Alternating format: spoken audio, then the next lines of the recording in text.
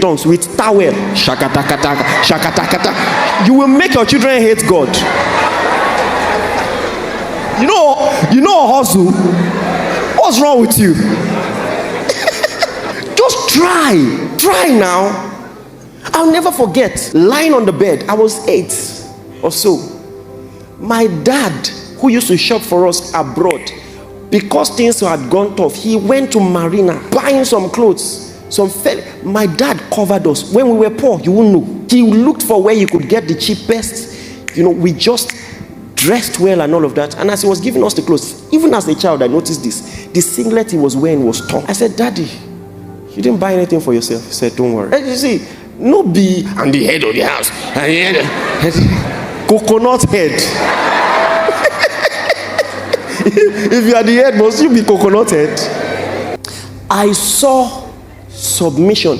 See, let me tell you something. It was by observation I knew that many times it was not my dad who paid the fees. So my mom would pay it and tell us, go and thank your dad. So in that period, for a long time, we didn't know. We just put 1 and 2 together. Thank your dad. He's at home now. Some things will never get out of fashion. Never. And that's why there must be, I'm not even mincing words, the business decision. Not that you marry the wrong person and you are now learning emotional intelligence. Sometimes we are counseling people. I know it will still spoil. Counselors won't tell you. You married the wrong person. You won't use the emotional intelligence for Satan. I'm just using this as an opportunity to warn people. As you are singles, just stop all those motionless. God went. Settle down first to shine your eyes. The people who are single want to run into marriage. The people in marriage want to run out. Take your time. You see, let me show you a text. The text you know very well. Look at Romans chapter 12, verse 1 and 2. I still have a lot to cover, and time is running out. It says, I beseech you therefore, brethren, by the mercies of God, that you do what? Present your bodies a living sacrifice, holy and acceptable to God, which is your reasonable service. You can be born again and not have done this. Look at verse 2 also. Verse 2 quickly. He says, and that you be not conformed to this world. There are a lot of people who are churchgoers, but you see their worldview, their idiosyncrasies, their behaviors are just worldly ideas. Be transformed by the renewing of your mind. In case you're wondering, this is how come you can be born again and have a bad marriage. Because marriage has a lot to do with the mind and how healthy you are emotionally. Not everything is even a spiritual cause. So there are some things, let me tell you something, there are some patterns in your family that are not caused by demons. It's just the power of examples, good or bad. If you grew up in a house where any small correction came with shouting, that will be your default. To raise children will require patient repetition. You will say the same thing again and again and again and again and again.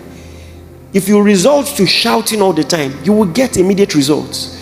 But the damage, you have children that can't speak up for themselves. When they hurt them outside or somebody tries to sexually abuse them, they can't even walk to you with confidence and tell you. These are the issues. So you're going to study for this part. Study. The fact that you're a churchgoer, some people, may God help you before it's too late. Because some people, even this kind of conversations, they don't like it. All you want is for us to be preaching on prayer every day. Let's just make all the kabash. When is the next prayer movement? I say some of those people now damn wicked pass. If a prayerful person slap you, they practice. When they are praying, they are doing like this. So they are gymming. They strong. So it doesn't stop you from studying. Human beings have a lot in common. So when you study some of these things, you'll be able to see patterns of manipulation. If you want, I can show you some. Let me show you some manipulation pattern. Let's start with the one that people use to get people to marry them even if they're not qualified. It's called false urgency. If you learn this one, it will help you in life generally. Because there are some people that are so good with using this manipulation technique. Has someone ever convinced you to buy something you don't need? Some people can sell ice to an Eskimo. That's the cerebral joke. Some people know. Don't worry. Yes, Raskimono. You don't know Eskimo. I'm just playing. So such a person creates artificial pressure to force you into decisions before you think clearly. You know, there's this lady. The guy was just love bombing her, and it was very clear. All the warning signs were there. When the guy wanted to ask the girl out, he came with his mom. All the warning signs were there. They came to ask her out together. We're already like, come on. What are you talking about? Small thing. Somebody has not said yes to relationship. You brought ring. You have not said yes to the relationship. You brought ring. Who starts a relationship with engagement? Just false sense of urgency. And you know, if you don't have emotional stature, the trick of false sense of urgency is you think if you don't say yes now, just say yes now, you're going to miss. Oh, this is a once in a lifetime opportunity. If you want peace in your life, you must be able to live with the repercussions of the choices you made. That okay, even if it was good, you presented it wrong. So no, I've told you, one of these the signs of an emotionally mature person is you can disappoint people. You can say no, I can't do this now. Do you know this also works in finance and all of that? Some people are pressured into buying things they don't need. You get what I'm saying? Some of you, the car you are driving, that's your future. You're just driving. You're driving your future. I'm telling you the fact. You have the opportunity to buy a brand new saloon car. You bought second-hand Range Rover. You use your money to buy spiritual problem. Devourer was on his own.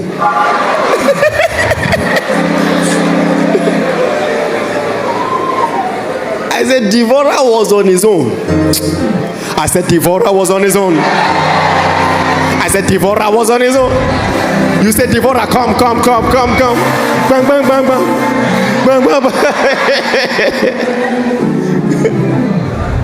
Because of societal pressure. You know, have you ever gone to a shop to buy something?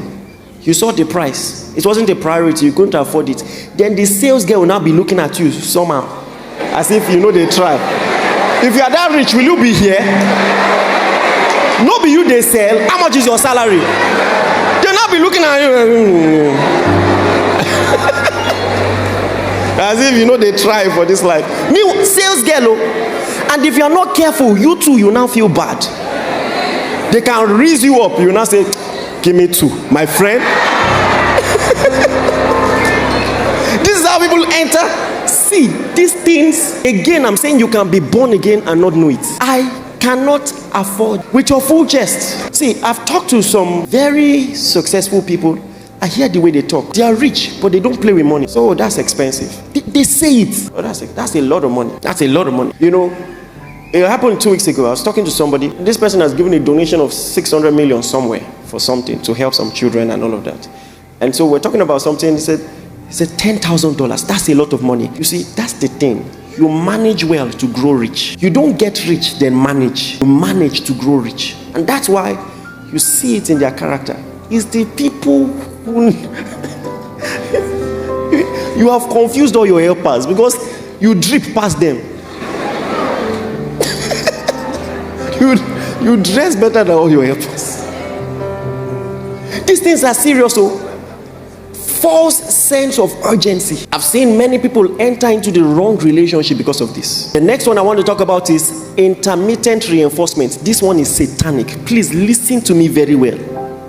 Intermittent reinforcement. This is a manipulation pattern where someone gives you attention, gives you kindness, gives you, everything you need, just the emotional presence, but then they now withdraw. All of a sudden, they are cold, they are distant.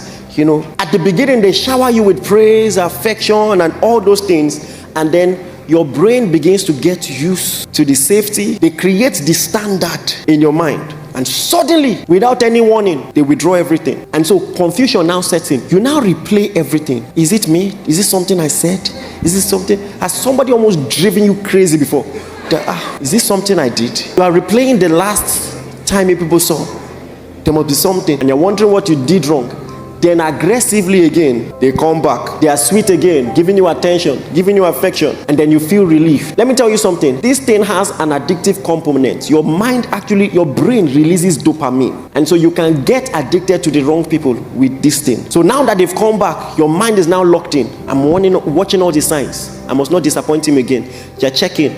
I'm not going to say the wrong thing. I'm not going to act the wrong way. You do everything right, and then he disappears again. The pattern of kindness and going cold, unpredictability continues, because random rewards create obsession. Did you hear what I just said? The place where I learned this from, they said something. They said this is the same kind of mindset that gambling companies work with. When they reward you randomly, it makes you addicted. You are now pulling down the lever, the slot machine, waiting for the next dopamine hit. And some people are experiencing this in life and in relationship, all right? Because the pattern of unpredictability, makes the reward more addictive than if it came consistently. So it makes you want to work harder for something that will inevitably end in disappointment. The next one I want to talk about is selective memory. See, I'm not even going to talk about anything, but as I'm saying it, the predominant genders, see, all genders are